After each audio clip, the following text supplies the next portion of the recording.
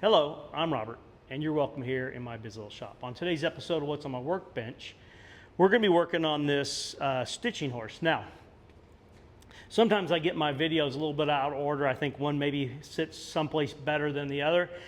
I've already used this in a video. I used it on a project that I was making, and I also had a little bit of an introductory video on this sawhorse. But today I'm going to do a little bit of light maintenance on it. I'm not going to take it completely apart, but I want to do a little bit of maintenance on it, clean it, get it oiled, and we're going to put some boiled linseed oil on the wood, try to pretty it up just a little bit. I don't want to take away the character of it. Maybe there's someone out there that has got an idea of maybe the age of this, where it came from, that type of thing. And I should have asked Wayne a little bit more information on the sawhorse when he gave this to me, and I really appreciate it. I don't think I'm going to mess with the seat at this point. The seat's in good shape, but we're going to take this apart, do a little bit of cleaning on it, get it oiled, and then we'll assemble it back together again. I appreciate having you in the shop with me today. Let me get the camera off the tripod. I'll get you a little closer look on some of the features of this. So I'm not going to say that it's all original.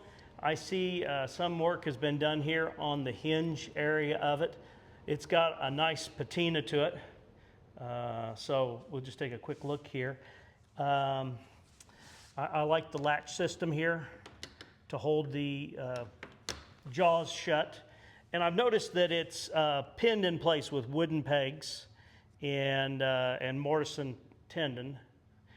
It's got a little wiggle to it, but it's not bad. I don't think I'm going to work with that too much. If it was excessive, I could cut some small wedges and put in here where that movement's at there, and I think that would help tighten it up some. And it's got, I didn't measure it, but I'm going to say those are probably 4.5 or 5 inch jaws on it. And I look from this side here. If the bolt's original, you can see that looks like it was a hand forged head on a bolt there. And the leather, I think, is in pretty good shape. We'll take it apart, oil it, and then reassemble it. So let me put this back on a tripod, and we'll just do kind of a quick disassembly of some of these parts, and we'll get it scrubbed up and cleaned. I hope the picture's not too distorted there. I've got it on a little bit of a wide angle. I'm going to undo this knot here. And it's got holes on here to make this adjustable as the leather potentially stretches. Or I guess if you want a tighter clamp on it. So we'll just undo these lacing here.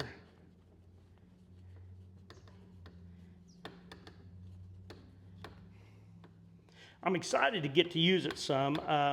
I've looked for some older ones, and I'd reached out to a couple different people, and I never got quick response. And Wayne reached out to me on a couple topics, and then he said he had this, that he had 2 of them, and thought maybe I would put it to use, and I'm definitely going to put it to use. So I've got a lot of, I think, great opportunities of where to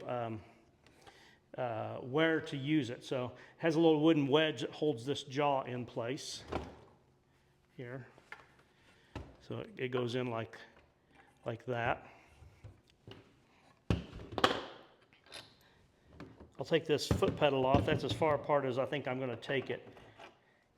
To me, that looks like it's a hand-forged bolt there that someone cut threads on. Yeah. Let me grab a bucket of some soapy water and a scotch brite pad, and we'll get this cleaned up some. Brite pad here and some soapy water, and give it a good scrubbing. I learned a long time ago, I like steel wool for some things, but when you're cleaning with water, sometimes that's not a good idea, because if you get little metal fibers that broke off and get attached to the wood, it can rust with the water. So these scotch brite pads won't rust. I learned that with selling water-based clear coatings. It's especially true.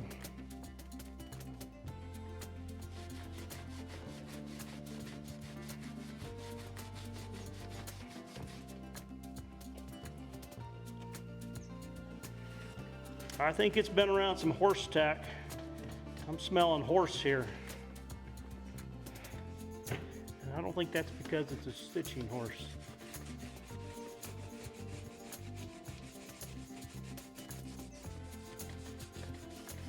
My intention is to give it a good scrubbing, clean it up, let it dry out, and then I'm going to oil it with some boiled linseed oil. You don't ever want to put too much on and leave a thick layer because it can be sticky, but a couple of light coats will help seal this up.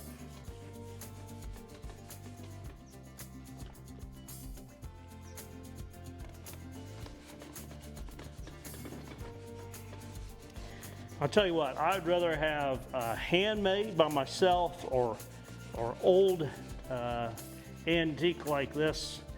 I like, I've said it before, I guess I'm probably a sentimental person, but I like to feel the history of it. I don't think this has been lightly used. It's been around the block a few times.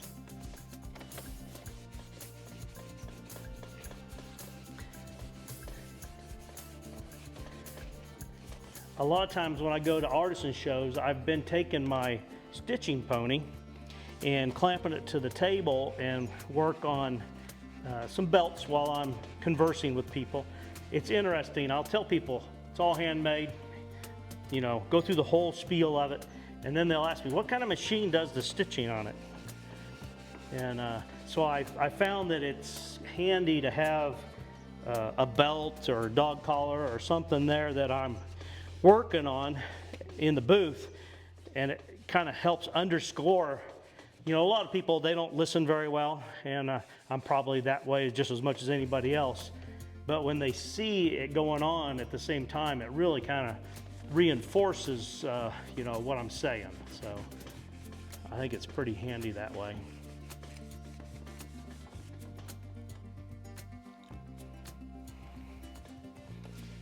And I said earlier, if anybody's got an idea, especially Wayne, if you know where it came from, but maybe someone recognizes the style or the craftsmanship of this particular horse,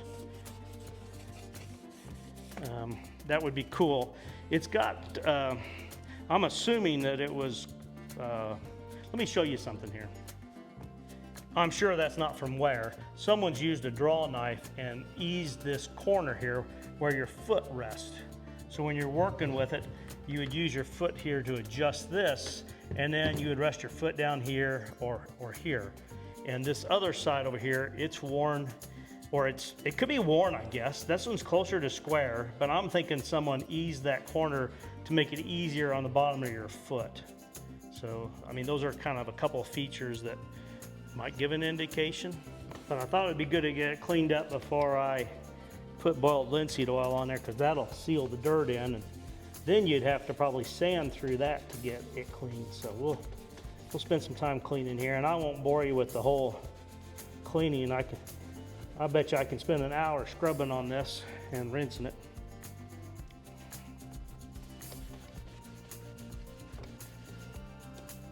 You've probably seen about enough. These bolts, this is hand forged on here.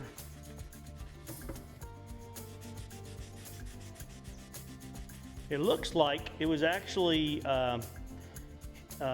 forge welded to this little plate, and then once it was through here, they hand forged that. I don't think that's probably right, because you'd end up, the steel would have to be pretty hot and you'd end up burning it some there. So maybe once they, oh, I can see it's peened over back here on the back. Well, let me, I need to rinse my water out anyway. I think I'm just spreading dirt around at this point. I'll rinse my water out and get back at this, and I'll come back when I have it clean and we're ready to, and dry and ready to oil. Yeah. So I think I've got it pretty well scrubbed to clean. Now I'm just gonna give it a good wiping clean and rinse it off and make sure. You know, I'm not sure what was on here. It could be that someone, you know, tried to make this a, you know, showpiece antique in the house, and maybe they put something on it like a, you know, like a tinted oil, like an English oil on it or a Danish oil. It could be.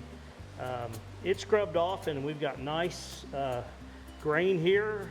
Some of this is actually quarter sawn oak. So it looks really nice. We'll get it the final rinse, let it dry thoroughly, and then I'll come back and give it a coat of oil, get it protected and sealed.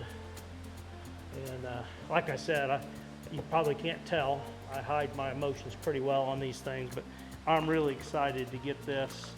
And I had toyed with the idea of building one, but I had never, you know, set aside the time to get it done. So this is better than that. So I'll finish this thorough cleaning now. This is soapy water, and then I'll follow it up with one more rinsing with clean water, and I'll probably just let it dry overnight and attack it in the morning. These legs here are loose at the top.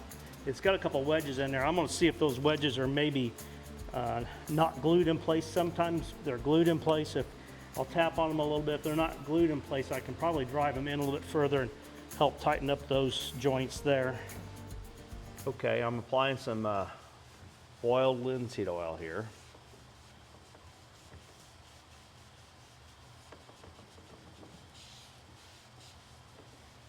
These two tenons have wedges in them. I talked a little bit about that before.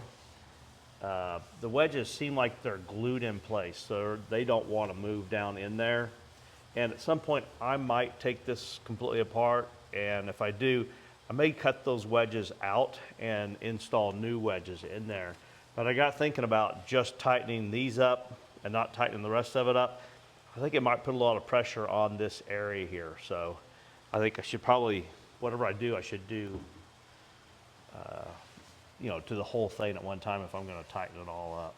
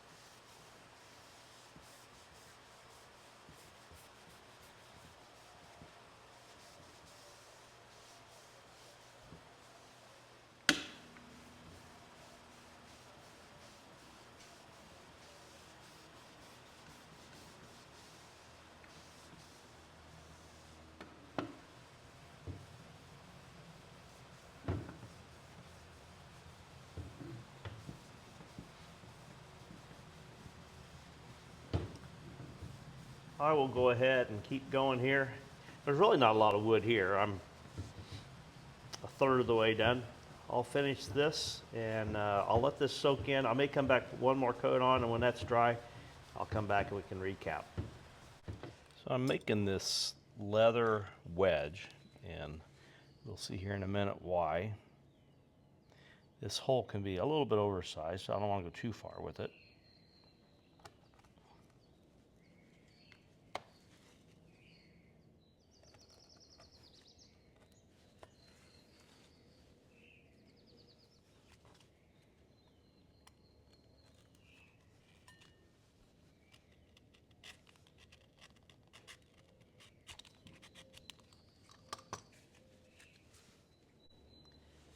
So as you can see, there's the wedge, and the idea behind that was I found for what was comfortable for me that the jaws were tipped this way a little bit too much for me.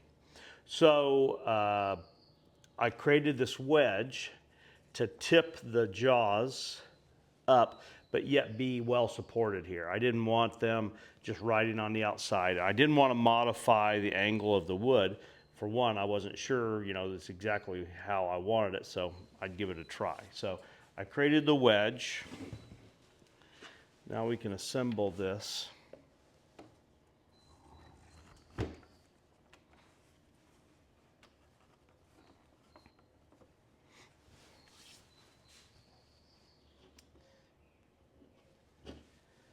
And it's got this wood wedge that goes in here to hold it.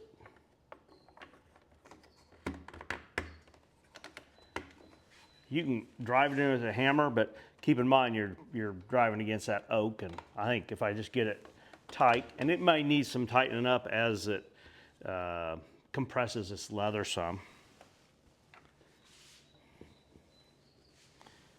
And I had oiled this, so I think the leather strap's in good shape.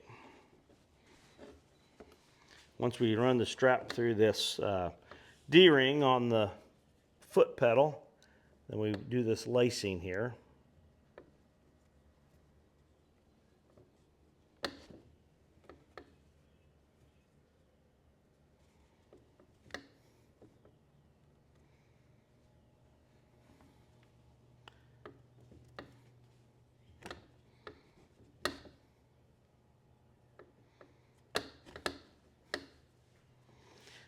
This would allow you to adjust the jaws on this, somewhat depending on how the leather is potentially stretched, but also depending on how large you need the jaws to open up at the top.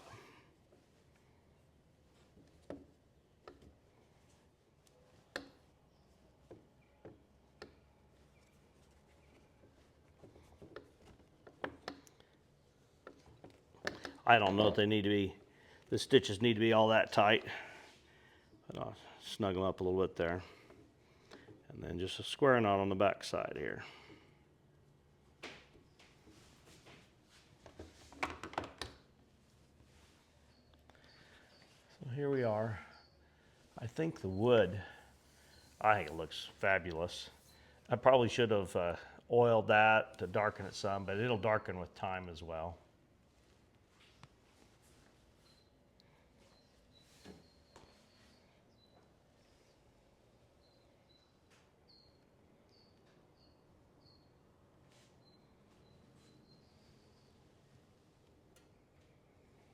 I like the old scars on the wood, gives it character.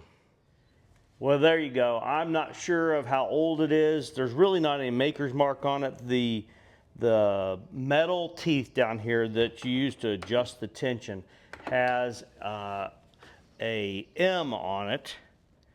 That's it. The only mark on the whole thing, there's an M on that. So maybe someone out there, based off of the dimensions and looks and that M and the construction, maybe give me a little bit of history on the manufacture of it and potentially how old it is. Doesn't matter. It works great. I'm happy to have it, excited to put it to use, and I've got a lot of places I can use it. And one of the big ones I think I mentioned earlier is when I go to the Artisan shows, I'm talking about hand sewing these items. You know, people just don't get that through their mind. So enough said on all that. Appreciate you taking time out of your day to be with me today. Please like, share, and subscribe, but more importantly, have a great day.